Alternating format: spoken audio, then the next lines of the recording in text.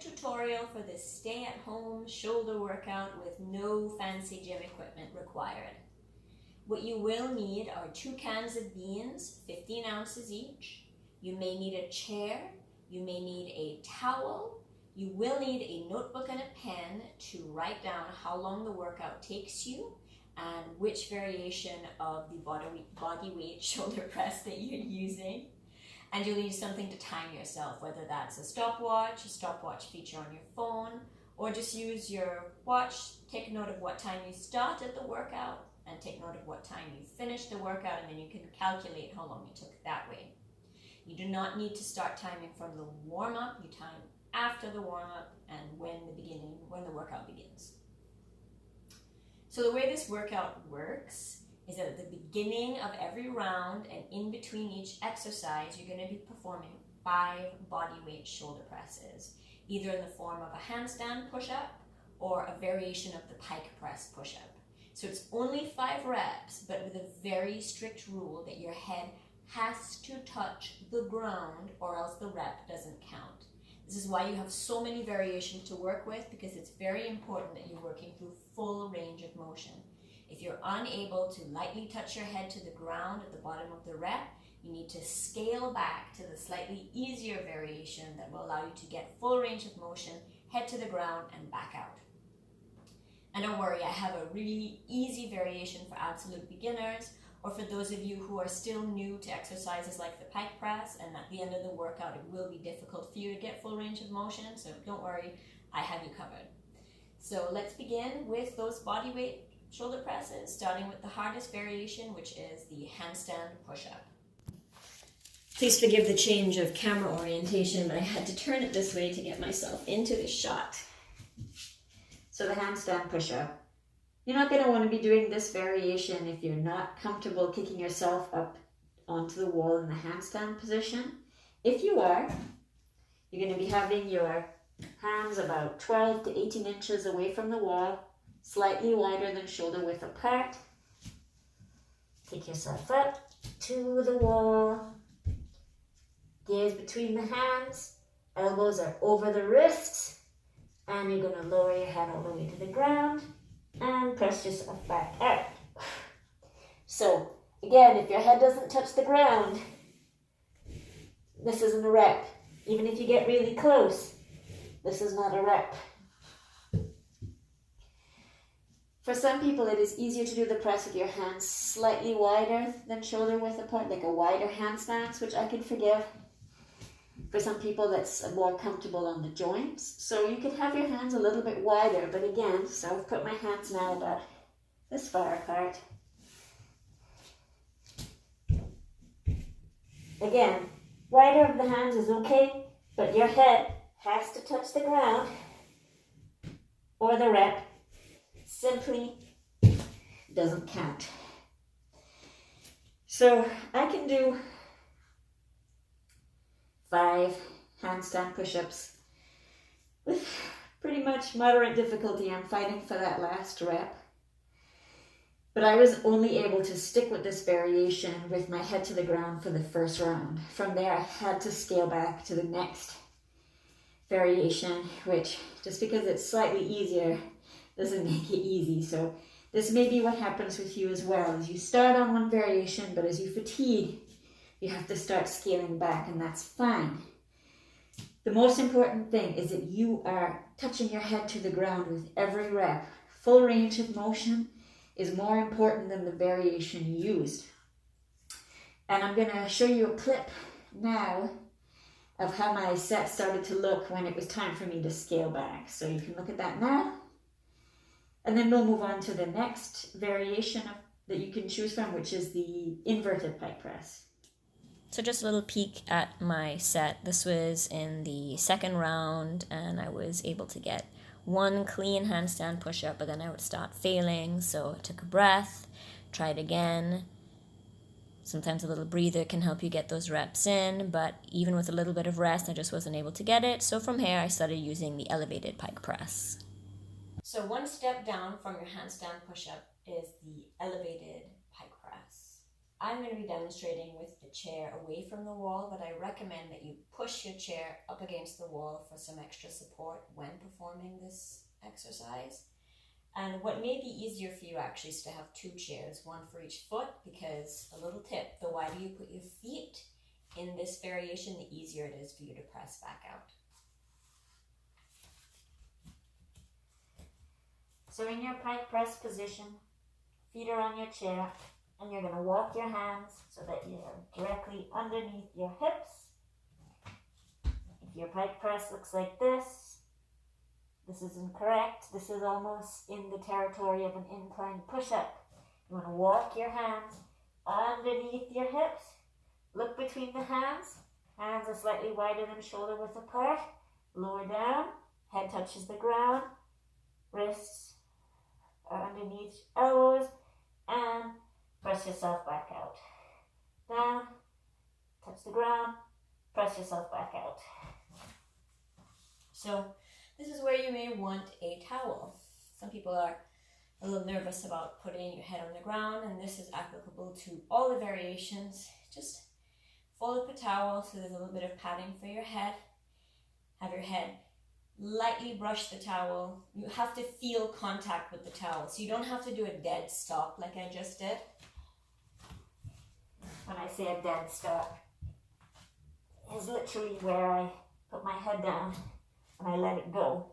You don't have to do it like this, but you want to feel the head brush the ground before you press back out. When you're unable to do 5 reps of this with your head touching the ground, we're going to move on to the next exercise, which is the pike press from the ground but with 1 foot up. So in this position, if you do yoga, you'll be familiar with this. It's like a bent-legged downward facing dog. You're going to press your hips away, trying to create a straight line from your wrists through your hips,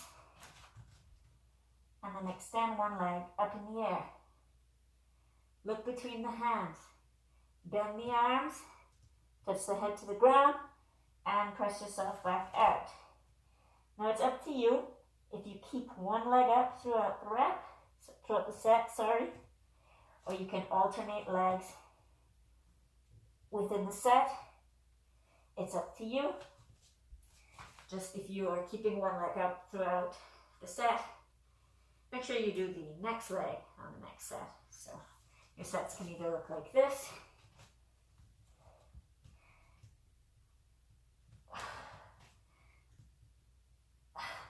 notice that my head is passing my hands. My elbows are not flaring. So this is a common mistake in the pike press. I'll do it with both feet on the floor for a second. People push their elbows out to the side. That's really rough on your joints. You want to keep the elbows over the wrists. Look at your hands. Lean past. Touch the forehead to the ground. And press back out. So not this. And again, even if your alignment's good, if your head is not touching the ground, it's not a rep. From here, the next easiest variation is keeping both feet on the floor. Press the hips away. So for some of us, we don't have the flexibility to get that straight line from the hands through the hips. You're bending your legs in order to help yourself get into this position, but for some of us, our pike position really does look like this because we don't have the shoulder mobility yet. That's fine. Both feet are on the ground. Look between the hands. Elbows stay in line with the wrists as you lean. And press out. Lean through. Head must touch the ground. You can make it easier for yourself by putting your feet wide. Lean through. And press out. So for some of us, even the pike press with both feet on the floor is very difficult, and you may be using that variation from the beginning of your workout and you get to the point where you just can't get your head to the ground. Then we're going to focus on the easiest variation, which is the negative, pike press negatives. So hands slightly wider than shoulder width apart. In our pike press position, look between the hands and just slowly lower down till the head touches the floor. Put your knees down, slide out, and again, going for 5 reps. Nice and controlled. At least count to 3. 1, 2, 3. Down. 1, 2, 3. Down. Good. So, at the beginning of every round and in between each exercise, you're going to be performing 5 reps of any one of those exercises that challenges you and allows you to get full range of motion. Now we'll move on to the individual exercises. So your round has begun. You've done 5 of your bodyweight shoulder presses, head to the ground, and now we're moving on to exercise number 1, which is pass the can. So this is where you're going to need one of your 15-ounce cans of beans. Doesn't seem like a lot of weight, but for this exercise, it's a lot. So lay face down, arms extended, hold the can in both hands, lift up, and you're going to keep the chest lifted, don't lift the legs, reach behind you, place the can in the opposite arm, 1 rep. So you're looking at the ground, don't look forward, 2 reps. Slow and controlled movement, 3 reps. Don't let the can touch the floor, you're squeezing the shoulder blades together, 4, 5, so you don't want to rush this, you don't want to just throw the can behind you, it's controlled, 6, and you're going to pass the can 10 times in one direction, and then 10 times in the opposite direction. Squeezing the shoulder blades together. Now for some of us, this is actually going to be too heavy for this exercise, and you will have to do it body weight. And everything is the same, just not passing the can. Lift up, touch the hands behind your back, touch the hands in front. If you don't have the shoulder flexibility to touch your hands, just reach as far as you can and forward. Try and keep the chest as high as you can. Don't let the hands touch the ground. Breathe. Don't throw the hands. It's not like this. It's controlled. 20 reps. From here, you're going to do another 5 body weight shoulder presses. Whichever variation is the hardest one you could do, allowing you to touch your head to the ground, and then we're going to move on to the next exercise. Exercise number 2 are prone rear delt flies. And you're going to need 2 cans for this one. So much like the first exercise, we're going to be lying face down. 1 can in each hand. Again, they weigh the same, 15 ounces. Lie face down. Arms out. Your hands are in line with your shoulders. Reach through the arms, reaching away from the body. Look at the ground. Pinch the shoulder blades together and lift those cans. Lower slightly, don't let them touch the ground. And again, 2. So it's like the very top part of a rear delt fly. Squeezing. It's a tiny movement. Aiming for 20 reps. Not letting the cans touch the ground. Show you from the front. Squeezing, lifting, reaching away as you squeeze the shoulder blades together. 1, 2, 3. So don't look forward. Keep your neck in a neutral position. For some of us, that's just going to be too difficult not to touch the ground holding the cans. So you're going to do it body weight. 1, 2, 3, 4, 5, 20 reps. After your 20 reps, another 5 body weight presses. You know the rules. Head to the ground 5 times, and then move on to the next exercise. Exercise number 3 is a favorite of mine because it's one of those sneaky exercises that kind of feel like nothing at first, and then all of a sudden they just start to burn like hell. And this is your side plank with a rear delt rotation. And for this, you will need one of your cans of beans. So for the hardest variation,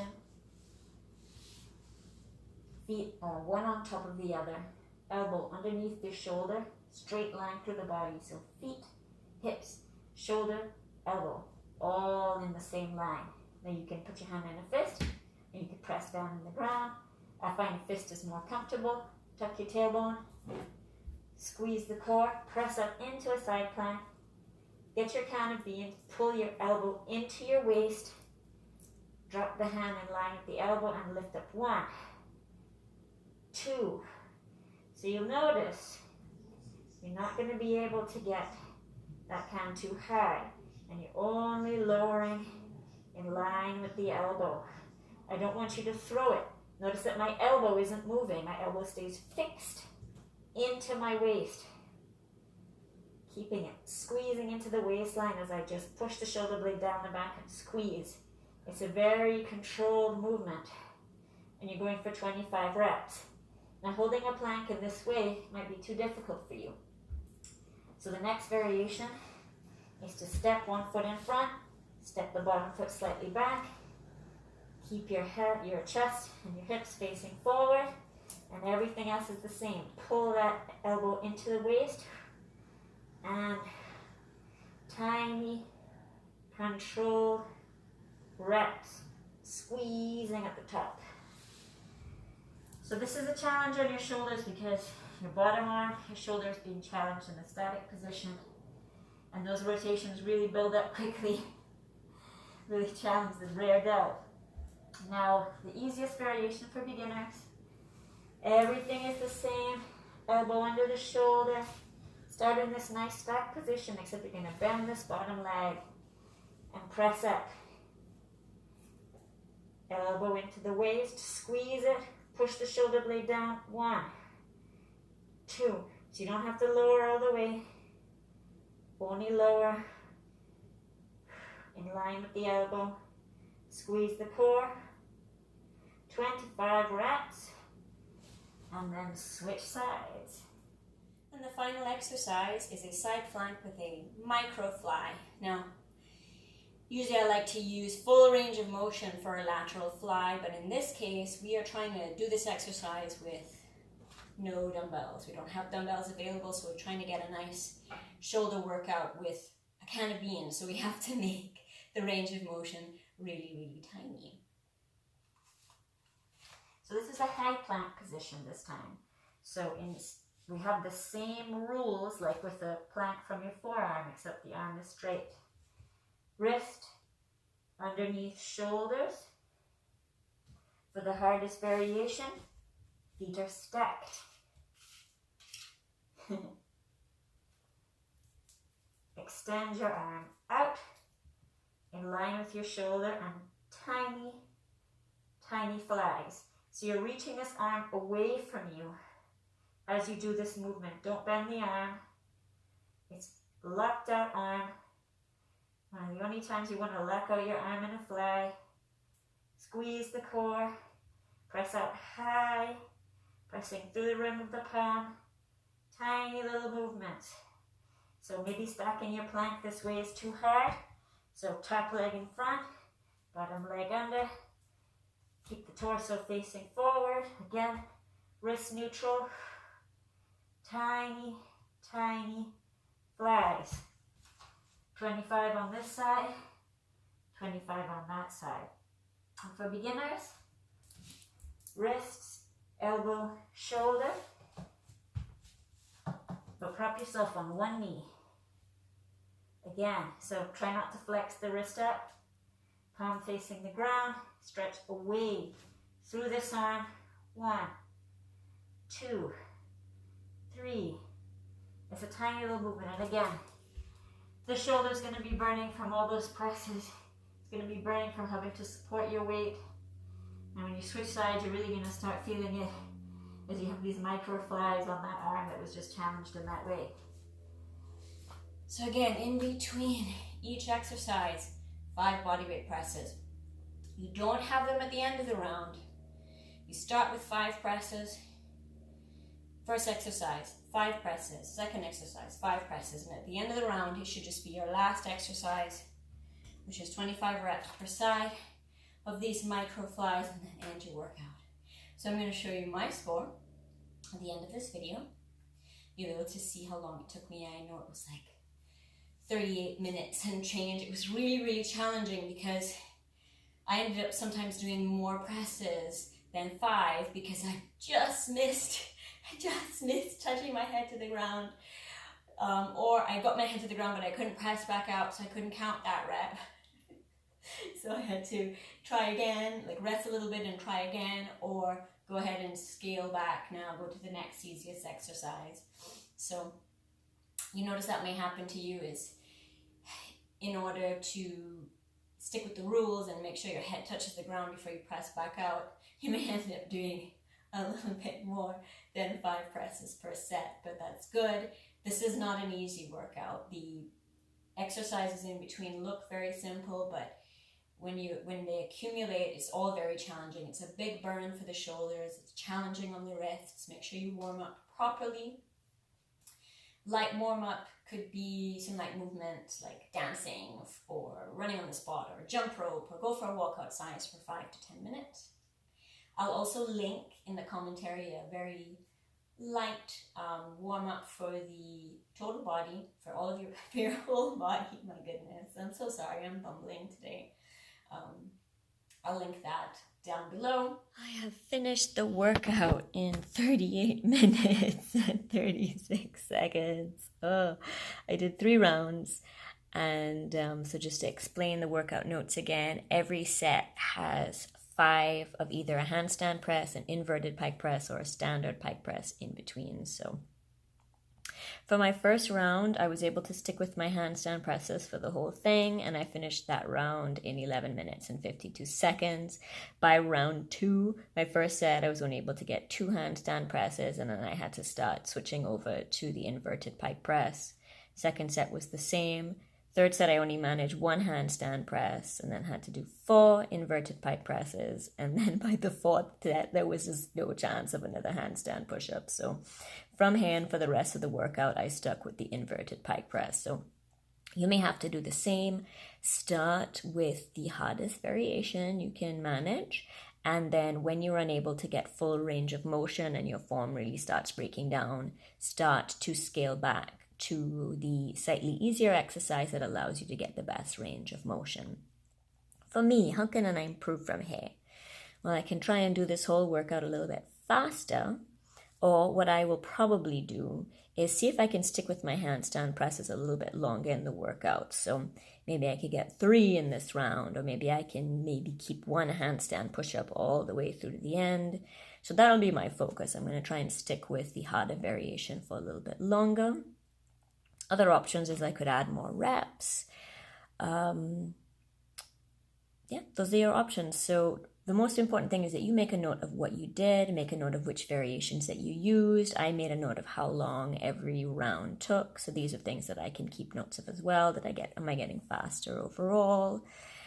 Lots of ways that you can make sure that you continue to push yourself from workout to workout without having to change any of the variations or the rep schemes. So this was it. If you're trying this out, good luck. Stretch your shoulders after. Make sure you warm up your wrists very well before. And have fun. This is a tough one.